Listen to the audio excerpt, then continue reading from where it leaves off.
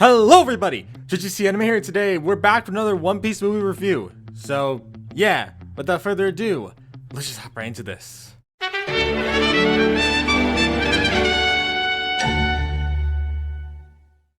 Alright, next movie on the list we got One Piece Clockwork Island Adventure. Taking place where I assume is maybe before the Grand Line or maybe after they just arrived or something. I'm not too certain. All I know is that Sanji's on the crew now and everything seems pretty good with the team. So I don't know exactly when this is, but I assume it's a little after Arlong Park maybe. I don't know. But basically, our Straw Hat crew are currently just taking a little vacation. They're relaxing a bit. They're enjoying themselves. When suddenly the Going Merry gets kidnapped by a group of pirates called the Trump Siblings. And basically, now the Straw Hats have to go and save the Going Merry, and that kicks off the start of the story. So yeah, that's not really a great summary, but that's how the film starts, so we're just gonna roll with it. So, in terms of spoiler-free thoughts of this movie, I didn't like it that much. I really thought it was overall pretty meh film. I didn't think it was terrible, like an oh my goodness, please end me levels of terrible, but I really didn't find it fun. Most of the jokes weren't that funny, and just like the last film, it was way too fast at around 55 minutes. And the worst part is, there were some really interesting ideas here that I think really could have been explored more, but due to the fast pacing as well as just overall lack of development, I just wasn't that into this film. Plus, there were some things that really didn't make sense, which I'll go more over those in the spoiler section. But basically, I just feel like this film as a whole is just a whole lot of nothing. It is just an empty experience that lacks any sort of real fun to it. The adventure wasn't very entertaining. The conflict felt very forced at times. And there are some twists in there that when I heard them, I just thought, really? Why? This is dumb. Why? And that happened more than once. There were many times in this movie where I thought moments were dumb, that the Straw Hats made some weird decisions that seemed really out of character for them.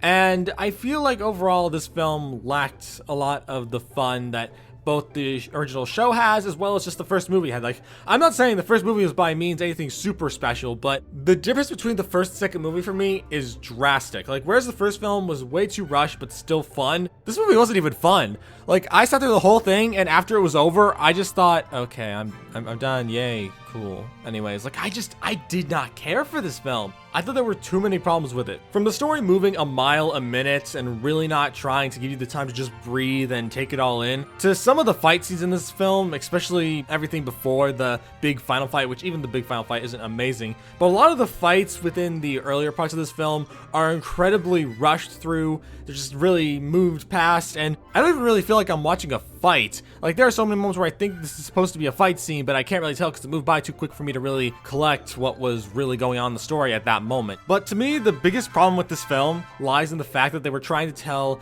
a really big story that probably could have been made into like a One Piece arc or something, and just decided to cram it into a short movie. Because I think there are some really good ideas here that are just ruined by the terrible pacing of this movie. And that's really sad because, as I said, there's some really good ideas here that I think could work really well if paced better and developed more than just to the bare minimum. But yeah, if I had to give this movie a few positives, I guess I could say the final fight of the movie was fine. It was decent enough. I wouldn't say it was amazing, but it wasn't bad. It just didn't really feel like a very earned battle. Like, I didn't really care that much, so it just felt more like the Straw Hats just beating enemies up, and it is what it is. So it wasn't a bad fight. So I think I enjoyed it to a certain extent. I wouldn't say I loved it, but I thought it was okay. I guess some of the emotional moments weren't too bad. I wouldn't say that any of them were like gripping. Like, when I was watching the first film, while there were some emotions in there that I kind of felt were nice, I thought that they were decently emotional moments.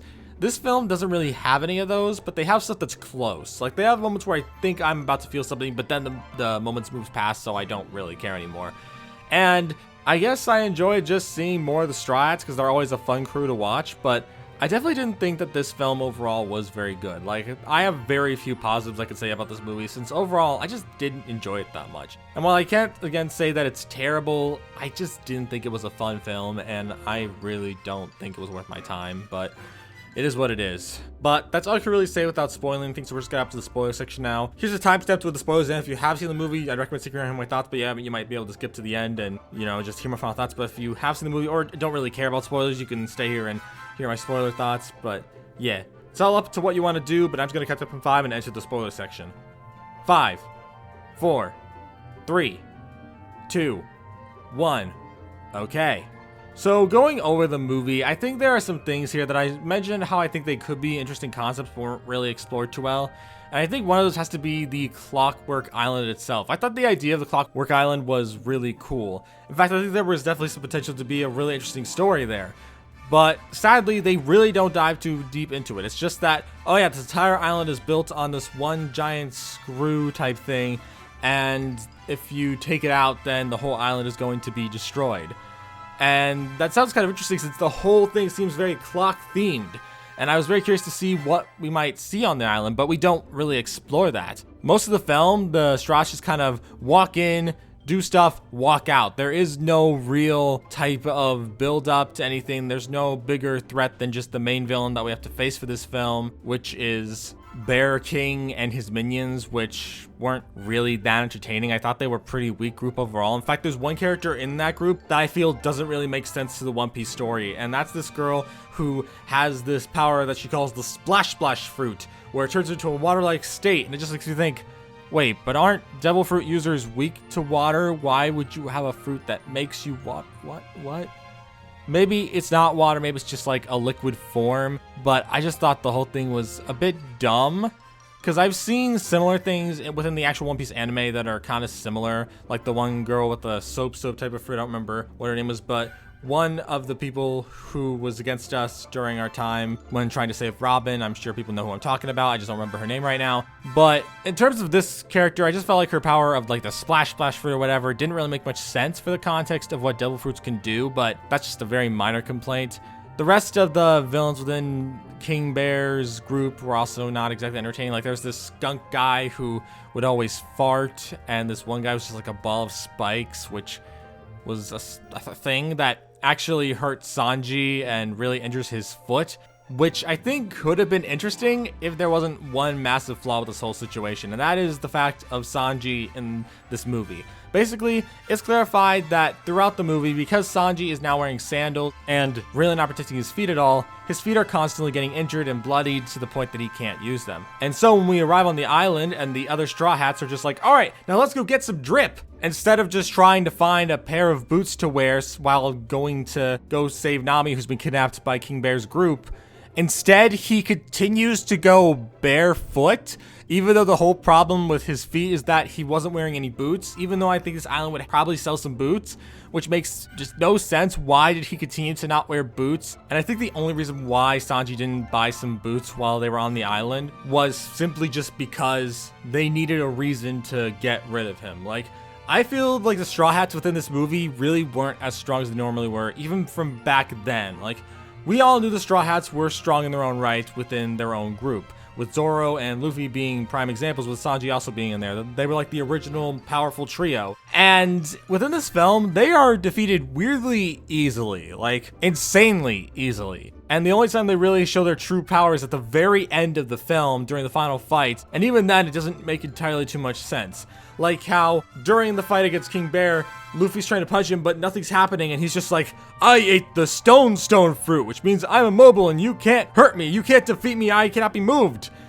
And when I heard that, I just thought, hasn't Luffy literally punched giant strong things before? He literally punched Alvida in the first episode and she went flying. Why does this guy's stone fruit do this when literally Luffy has smashed through stones before? I found that to be a bit odd, but yeah, moving past that, there was some other stuff in there, like how there was this one guy who used these spike things that he threw at Zoro, and the only reason Zoro couldn't deflect them immediately was because he was trying to hold up a roof that was crushing him and Luffy, and he got easily defeated that way. And I just found the way that the Strahds all got taken out was so kind of pathetic. Like, the only one that slightly made sense was Usopp, who literally climbed up to the skunk guy and tried to block him from spewing his stinky poisonous paralysis gas everywhere or something or other, which that was the only one that really made any sense.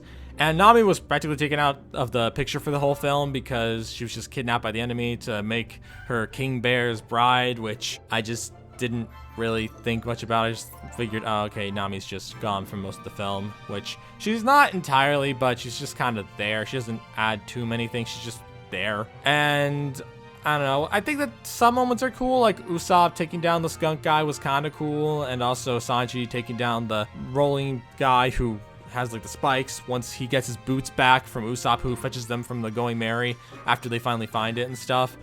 But I don't know, just the film itself really didn't hit me in any way, especially with how at the very end they tried to hit you with some emotional moments, like how early on in the film we meet this boy named Akisu who was floating off as an orphan off in the ocean, but now he finally meets his parents at the very end of the film, only to then decide, rather than going with his folks and trying to be happy with them, instead he continues to follow this guy called Boruto, who is this guy that he follows throughout the film, who also apparently took the Going Merry and brought it to the island to lure the Straw Hats in, which I'll talk about that in a bit because I think it's one of the dumbest twists in the entire movie.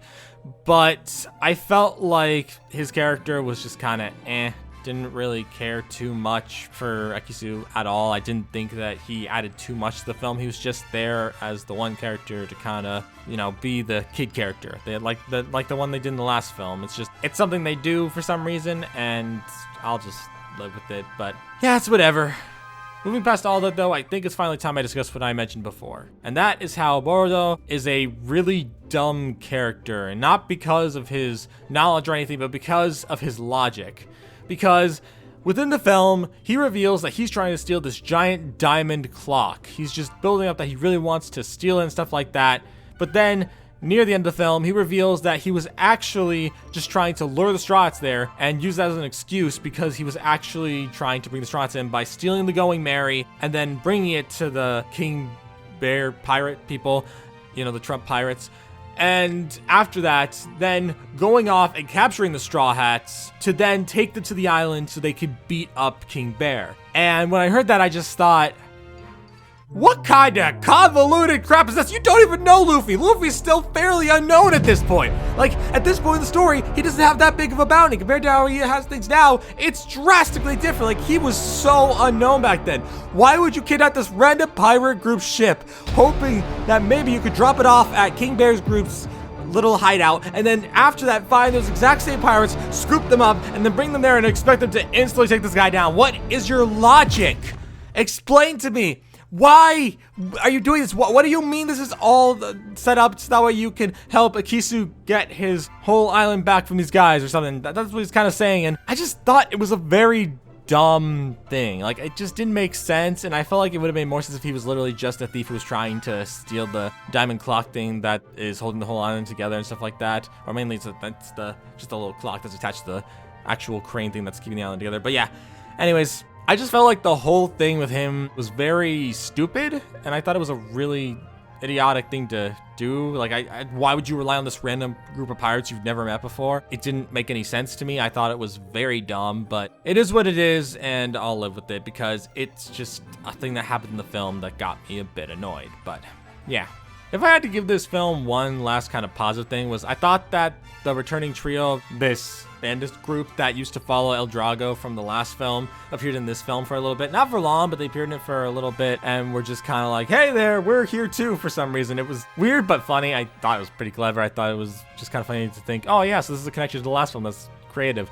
But that's about all I can really say because most of this film just wasn't it for me. I thought it was very lacking. I just didn't think the serious moments hit, and I think the Straw Hats in this film just weren't as entertaining as the show or the first movie. I just think that this movie overall wasn't that good.